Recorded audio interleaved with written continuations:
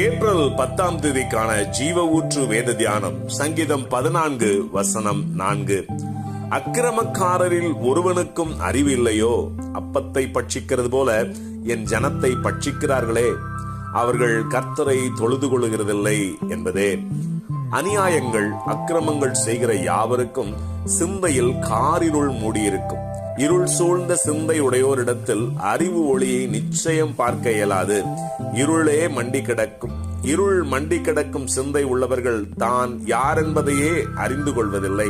அது நிமித்தம் தன்னுடைய அநியாயங்களும் அக்கிரமங்களும் அவர்களுக்கு தெரிவதே இல்லை.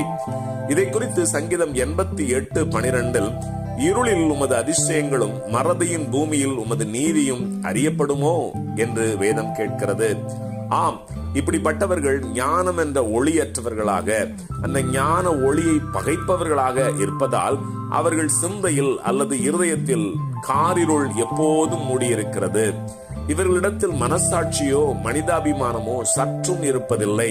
சுயநலம் மிகுந்தவர்களாக மற்ற மனிதர்களை பட்சித்து தனக்கான இடத்தை தக்க வைப்பவர்களாகவே இருப்பார்கள். மூர்க்கமும் காட்டுமிராண்டித்தனமும் இவர்களுடைய இயல்பான வாழ்க்கை முறையாக இருக்கும். காரிருளே அவர்கள் சிந்தையானால் அதிக நிச்சயமான இடரல்கள் அவர்கள் வழிகளில் இருக்கும்.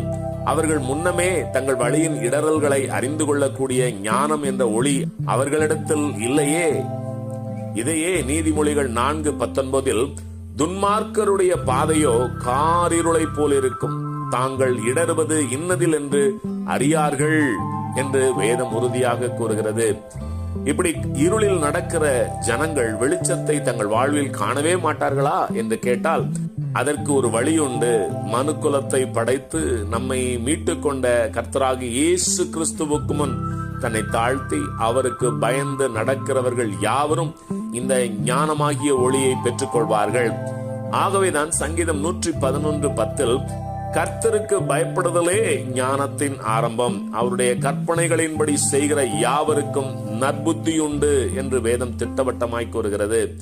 ஆம், கர்த்தருக்கு பயந்து தேவ ஞானத்தில் நடக்கிறவர்கள் தங்கள் பாதையில் இடறி போவதே இல்லை.